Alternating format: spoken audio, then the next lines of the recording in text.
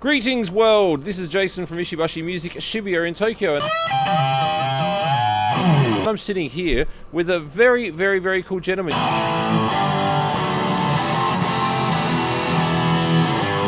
This is Mr. Pete Thorne. Hello, happy to be here. Very happy to have you here, Pete. Thanks for coming to the store. Konnichiwa. Yeah, now, that's the funny thing you should say konnichiwa, because you're actually here on tour, right? Yes, that's correct. So, for those of you who don't know, there's a very famous Japanese artist by the name of Nagabuchi-san. This is your second tour with him, right? Yes, yeah, I came here last year and we did a summer tour. It was called the All Time Best Tour, and it was really, really a fantastic experience. So the scale of Nagabuchi-san for you, like, what would you compare him, for people who don't know him, to, say, an American artist, what sort of level would you compare him to? Well, I mean, he's absolutely an icon here in Japan. So it's hard to say, but he's at the level of a Elton John or Bruce Springsteen or that type of artist that's had a great long career and an incredible legacy. He's definitely that. That's pretty cool, getting a gig like that. That's for sure. It's super exciting and really interesting, because to come to a different place and frankly not know the music ahead of time, because different country. Yeah, it just wasn't familiar. And see how moved people are by his music here and the songs, and then get to know the songs myself and understand them. And it's really an interesting experience, to be able to kind of move across cultures like that and do these different types of gigs outside of the U.S. Nice. So, yeah. So other artists that you've worked with over the course of time. Now, I actually saw you playing, and I've spoken to Peter about this already, but I'm going to tell you guys, I saw him playing with Chris Cornell. That was freaking awesome.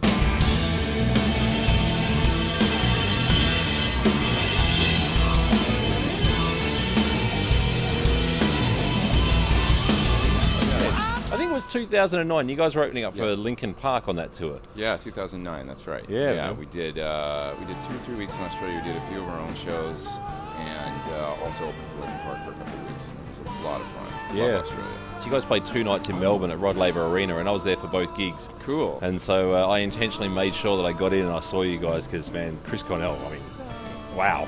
Yeah, Yeah. And the fact that you played Sun Shower from the Great Expectations soundtrack, and I love that tune. You are a fan. I am, dude. Definitely. Love it. Yeah, playing with Chris was really special. Just some great times, and got terrific memories of it. And he's a great pal of mine. He's a terrific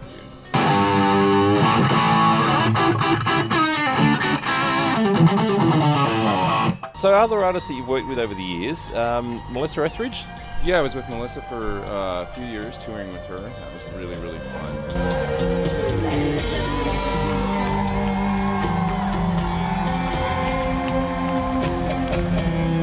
I spent most of 2013 in France, actually, playing with a French pop artist named Mylene Farmer, who's very well known in France. She's been around since the 80s. You're really traveling the globe, aren't you? Yeah, the last few years has really been a lot about international touring and playing with artists outside of the U.S. It's been really wonderful. This brings us to an interesting point. There are a lot of musicians out there in YouTube land who want to be able to do something, because let's say they didn't get rich and famous with their band and so on and so forth. You're one of those guys who's managed to get yourself a career. Yeah. So can you fill in the people as to how you got essentially to where you are and what you're doing?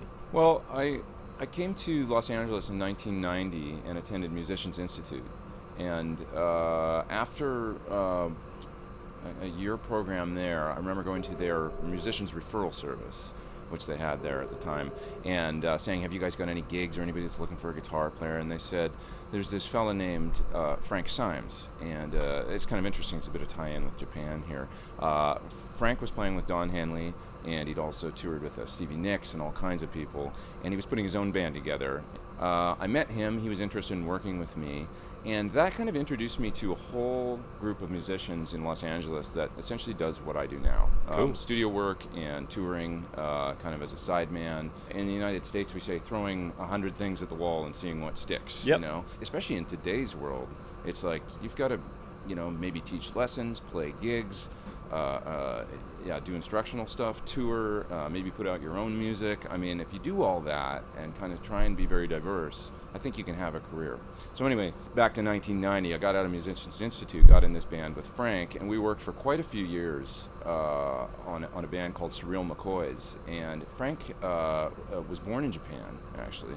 Spoke fluent Japanese and also fluent English. And a Japanese businessman suggested to us at one point, maybe you should translate 3 of your songs into Japanese, and if you don't get a record deal in the United States, maybe I can get you something going in Japan.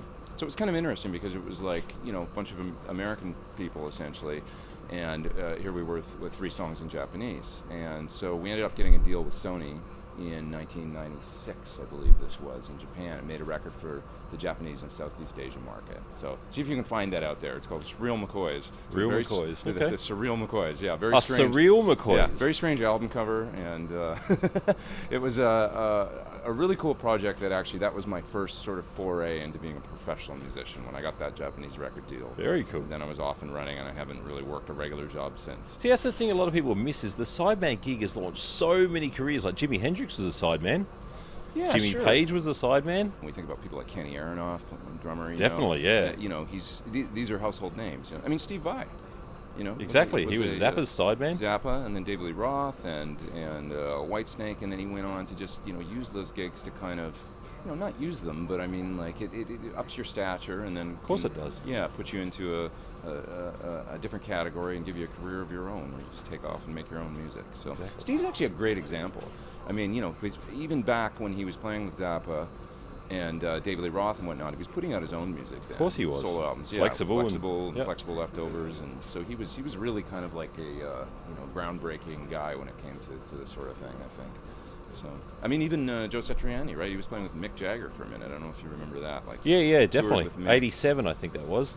That's right. He toured with him as a sideman, and then at the same time put out Surfing with the Alien, which just went huge. Exactly. Oh, he won a Grammy. Correction. Yes, Surfing with the Alien was nominated, but it did not win. It turns out Joe Satriani has been nominated 15 times, and he's never won a single Grammy. That's criminal.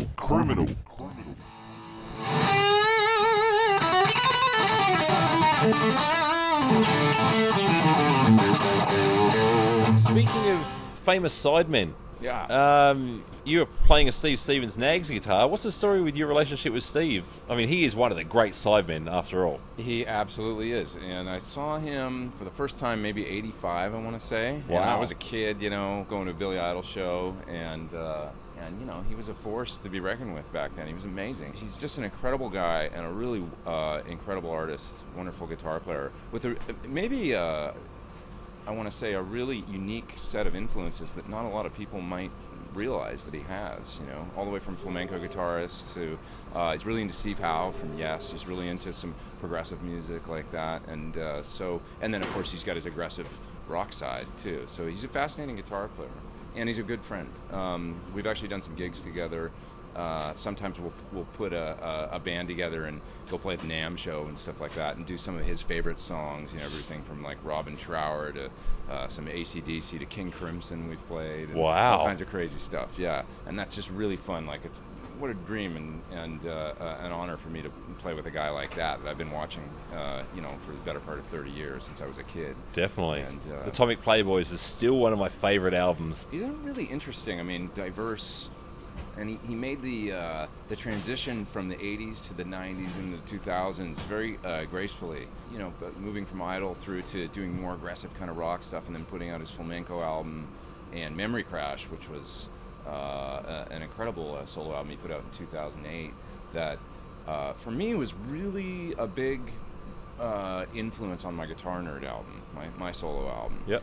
It sort of showed me that, like, hey, it's okay to play instrumental rock guitar and do it. And you don't always have to play a million notes and be, at every second, like showing every trick in the book. You can stretch out, play some melody, leave long open sections, take time to build solos and things like that. And if you guys haven't checked out Memory Crash, check it out. It's just a wonderful album Steve put out in 2008. I love that record.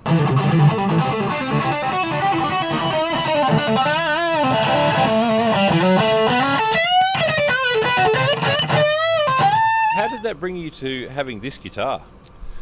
it was really a Facebook thing where Steve was posting pictures on Facebook of these Knaggs guitars, and saying like, wow, I think the post he said, they keep outdoing themselves with every single guitar. And I saw a picture of the red one that he'd just gotten, and I said, Steve, I think I got to get one of these guitars. I remember just posting a comment on Facebook. It's a very sexy sparkle finish. Yeah. It's kind of like Dorothy's shoes from The Wizard of Oz. Yeah, it's like, it's flashy and rock and roll, and I love that. So, obviously a great stage instrument, and just looks super cool and plays like a dream and sounds fantastic. Very cool. So anyway, he hit me up after I'd put up that Facebook post, and he said, hey, if you're serious, I'm going to talk to my friends at Knaggs, and the rest is history. But not long after that, I had to come to Japan actually on tour, and here I am. And I think I got the guitar 2 days before I had to leave or something like that. Wow. So I just had to ship it off and send it over here. So the first time I really got to use it was in rehearsal here, and it just has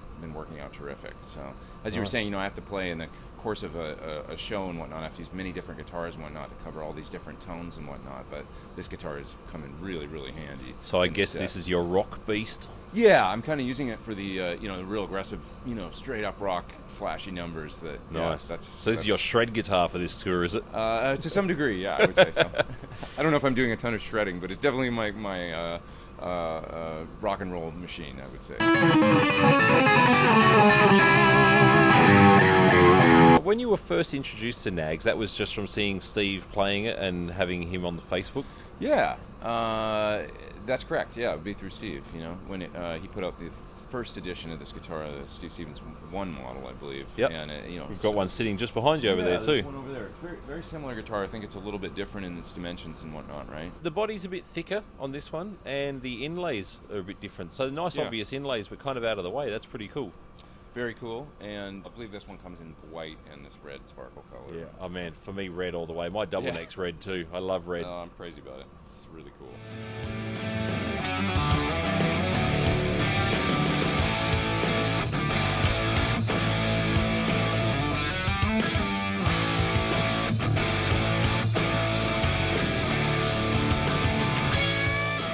So much like what I'm doing right here, you've got a very strong YouTube presence, but mind you, yours absolutely eclipses mine massively. You've been doing YouTube for a while, right? Yeah, I started around 2007, starting a channel, and it was really kind of a happy accident. I don't know why I even started it. I was, what's this thing, YouTube? This is kind of cool, and I thought, maybe occasionally I can upload a cool bit of concert footage that I'm, where I'm playing a show or something. And I ended up posting some lessons up there. That's really how it got started. And the lessons became, very popular. Oh, that's the eruption lessons? Yeah, I did like a 5-part how to play eruption series. Yeah, that was pretty legendary. I don't even know why I did it. I was just like, this seems like a cool thing that people might want to watch, and I'll just, do a little bit of instructional stuff. And it became really popular. And around 2009, actually, when you saw me with Cornell in 2009, yep. I was in Lisbon, Portugal, and a guy came up to me on the street and pointed at me and said, "You taught me how to play eruption." That's a good feeling. That's amazing. It really struck, a chord with me at that point where I was like, okay, there's power in this.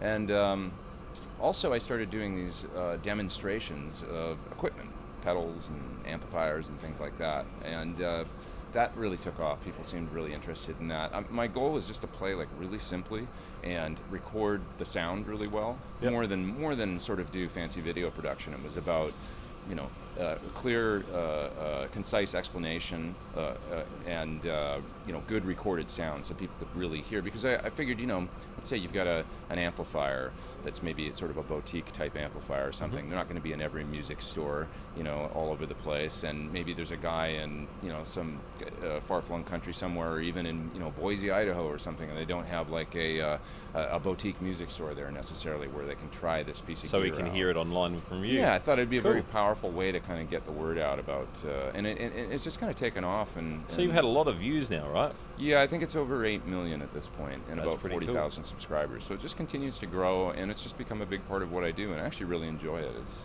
a lot of fun. Very nice. Now, actually, one thing I will mention for people that want to look you up, sometimes you go by Pete, and sometimes you go by Peter. Mm-hmm. So when they look for you for your musician page on Facebook, it is?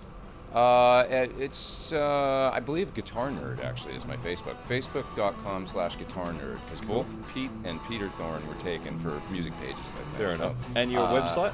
But website is peterthorne.com, and yeah, if you pretty much Google Pete Thorne or Pete Thorne, I generally pop up, I think. Find my different links and stuff like that. So. Excellent. But I appreciate you giving me that plug.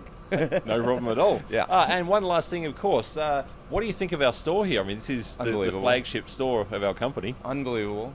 Yeah, it's absolutely incredible. I mean, I've never seen a selection. Certainly, Knaggs. You've got a gazillion Knaggs guitars in here, and then there's an incredible selection of Gibson Custom Shop and Fender guitars and Rickenbackers and everything under the sun.